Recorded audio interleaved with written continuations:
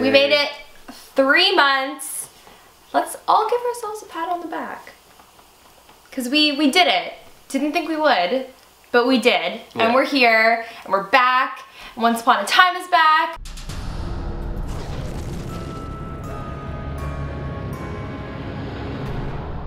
And we're so, well, I know I am.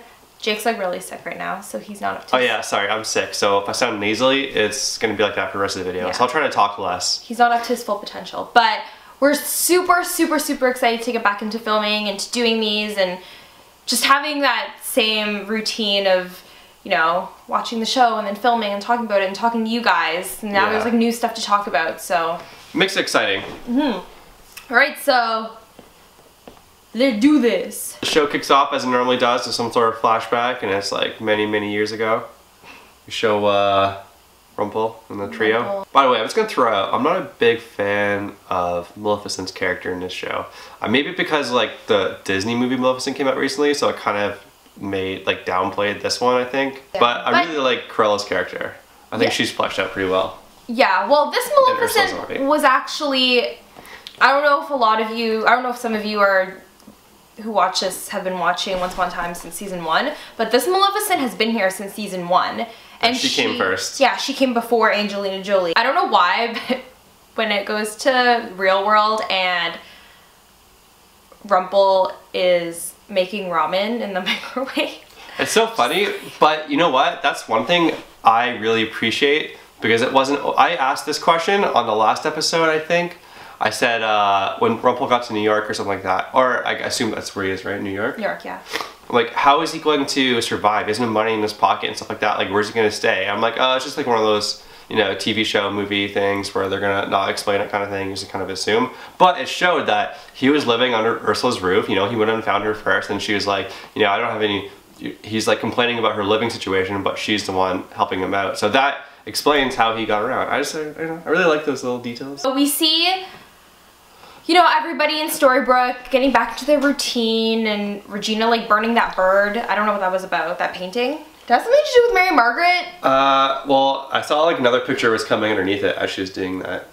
I think she was really? Doing some interior decorating. Oh, like I didn't notice that. I was so confused. And then, oh my god, I have been waiting for any Captain Swan moment I can get since 3 months ago, and they give it to us, and their regular routine is, you know, her waking up in the morning, Hook like waiting by her car, he's like, hey baby, here's some coffee, and then the kiss on the forehead, and then like, you know, holding hands and all that stuff. And even when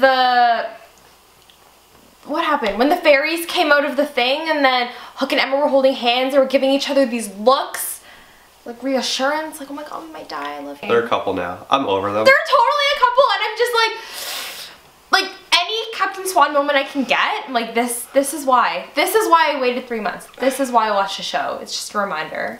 And another side note, Regina looks banging in this season. She looks really hot. Like, her hair is growing out, her makeup looks good, her skin looks good. She looks just as good as she always looks. I don't know, I really think she looks hot this season, so way to go, Lana. Hook and Belle's friendship, I know that the writers were saying that Hook and Belle are gonna have an alliance because of what, because of what happened with Rumpel. And I really like the Hook and Belle friendship. What about you? I don't know. I don't know. I think I like Hook and Snow's dynamic more, but that's more like mother-daughter, I guess. Wait, Hook and Snow? Oh, sorry. Hook and Snow, mother-daughter? What? Get rid of all that. I got Emma and Hook mixed up, and I was thinking Emma and Belle, then Emma and Snow. Oh, no. Sorry, you said Hook and Belle. Hook and Belle. You only like those two because you want to ship them, and you ship everyone with Hook. No, I like that dynamic.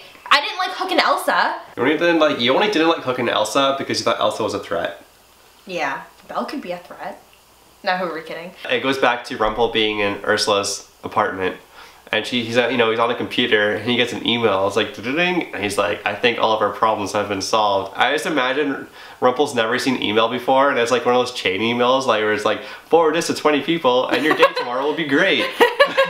And you won't ever die. Oh yeah. And it's like one of those stupid chain emails. He probably saw that, and he's like, Ursula, all our problems are solved. We have our happy ending. Yeah. Was anyone else annoyed that they said happy ending probably 50 times in this episode. Yeah. I wanted to do a happy ending count. You could do like a drinking game out of that. Every time I say happy ending or happiness. Take a drink. How funny is it that like you see, it's just like such a funny image to see Rumpel, Cruella de Vil, and Ursula go through a fast food drive-thru. In Cruella's big ass luxurious car. And then it's like, for one, you don't think Cruella would eat food like that. But then like you see like Cruella and Ursula eating and they're like, do you want anything, Rumpel? And he's like, no, not for me. And like just the way he turned it down is like, makes it seem like he gets mad cravings for cheeseburgers and he's trying to fight them off. Like, why are we here? Back to Regina. I think that, I thought it was so cute for you Outlaw Queen fans that she specifically ripped up that sheet of paper when Robin went through the town line, and now we see it taped up in like the special drawer she has, so she went back and she was like, oh no, wait, I need this. She gave in. Yeah, she gave in to her urges. I thought that was really cute. In the flashback, when Rumpel left them to like die, and he was like, oh, by the way, like, y'all are gonna die now. Toodaloo! And he like walks away. I just thought that was badass. Cause it's like, yeah, that's Rumpel. It's badass that Rumpel is like even leading and taking charge of these three, like, you know, demonic characters. And then when they go back to the town line, I thought that, oh, she held a gun to him, and then Cruella held a gun to him and Ursula kicked him. I felt so bad. Yeah, I mean, considering Rumpel's a villain, it is easy to feel bad for him. I think that just shows like the acting of like the actor Robert Carlyle. 1 minute I'll be like, I hate Rumpel, he deserves the worst, and the next, like when he was waiting out in the dark, like, and he was waiting for them to come back for him and he was like crying, I felt so bad. I just felt like, wow, Rumpel has a hard life. I felt so bad He's never had it easy. Tried to make new friends and they all ditched him. Regina wanting to know who the author is and her going to the Blue Fairy. That conversation about like her knowing the author, but like the sorcerer and the author, like two different people and all that was like kind of confusing. I was kind of like not fully paying attention to that part, so I have to rewatch it, but I know what you're talking about. I remember that scene. They're just trying to like mess with our heads so much. I think they're just gonna add, it's gonna be like usual Once Upon a Time. They're gonna make it seem like they're adding in all these new characters. In the end, it's all gonna be Rumpel. That's so stupid if Rumpel's the author, but it would make sense because he's the one that came up with the curse and he's the one that predicted Emma would be the savior. So if he's behind like all of their happy endings, that would make sense, I guess. Well, no, because he's searching for his own happy ending. Oh yeah, so wouldn't he just write his own? I don't know. I don't think he's the author. But you know how they always introduce like the new villain or the new whatever for the next season on the last episode? I think we're gonna find out the author on the very last second of the last episode of season 4, and then the author's gonna be like the villain for season 5. It's gonna be Walt Disney. There was actually an article about that today. Oh, I was only joking, but... They were saying that like it might be Walt Disney. I can't imagine them using the name Walt Disney and attaching it to a character. It's gonna be Christopher Robin. That would be really cool. And he uses all of the, oh, you know what he does? It's Christopher Robin, and he has these like voodoo dolls, but they're actually like Winnie the Pooh, Tigger, and stuff like that, whatever. He uses like fucking like voodoo dolls and toys, and he creates these like worlds and like characters and like gives them all happy endings. I've said in previous episodes that I really want to see Christopher Robin and the whole 100 Acre Wood kind of come into the story, and like an evil Christopher Robin, kind of like what they did with Peter Pan, but I don't think he will be the reasoning behind it all. Well, wouldn't that be so cool if like he actually is like controlling all these like animals and like... Yeah, for sure. Or he's actually a kid. He's actually a kid and he like plays with these dolls, but he doesn't like realize that he has the power, and like these are like... And it can't be the whole Mickey Mouse thing because they kind of already alluded to that. Halfway through the episode, was anybody like, wait a minute, where's Charming? There's like a demon outside, they're all running away, running for their lives, the whole town's going hysterical. I just said that like Charming has the day off and he probably like, you know, he's at home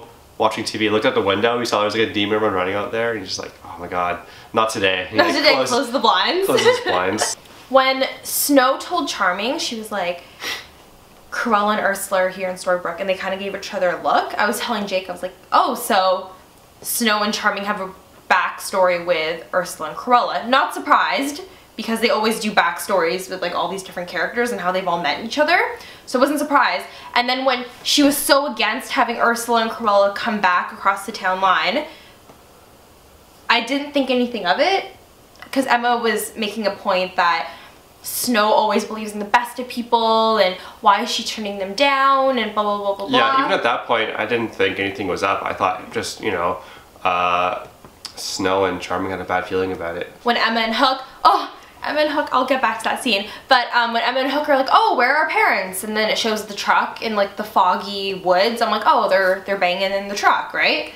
That's what I thought. One would assume. Yeah, one would assume they're having sex in the truck. And then they come out and with the umbrellas, and then Snow's like, no one must ever know what happened between us in the Enchanted Forest.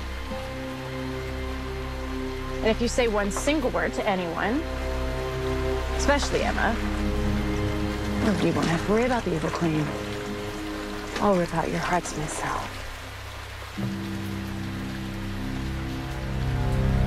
was a fucking badass scene. That was so badass. It was. And Charming was just like, Charming, like, he had no idea what was going on. He was surprised that she said that, and he was like, whoa. I think that moment was my favorite snowing scene ever. Just like just Snow being like, yeah, you know what? I'll kill you. Like, I'll kill you. And then how Rumple was saying that beast, or whatever the heck it was, wasn't actually going after Regina, it was actually going after Emma. Which I should have caught on, because after Regina left the car, that thing was still grabbing Emma. Yeah. I don't want Emma to become evil, but I think that would be kind of interesting. It'd be interesting to see how that affects her relationship with Hook. Or maybe she's so in love with Hook that, like, maybe this is where true love's kiss will come in. Well, you make it seem like they haven't already kissed. They kissed all the time. They kiss other places than their lips now, because, like, they're so into each other. You say they kiss in places other than their lips? Yeah, because they're like dating, man. He's probably at least gotten to third base. I'm sure he has. And Rumple walking past the town line was such a badass scene. He's like, whoosh. Yeah, he starts walking. It's like strutting, like, that was really cool. Like music comes on. Yeah, so that's it. I think season 4 is gonna be good. I think they knew that there was kind of a lag in 4A because they had to keep up with the whole Frozen thing. Yeah, I think they knew people were a little burnt out by the Frozen storyline. Yeah, in 4A, so now they can get back into it, get back into the characters. I think this is gonna be like the Once Upon a Time we know and love. Yeah. I'm excited. I don't know how to end this, so.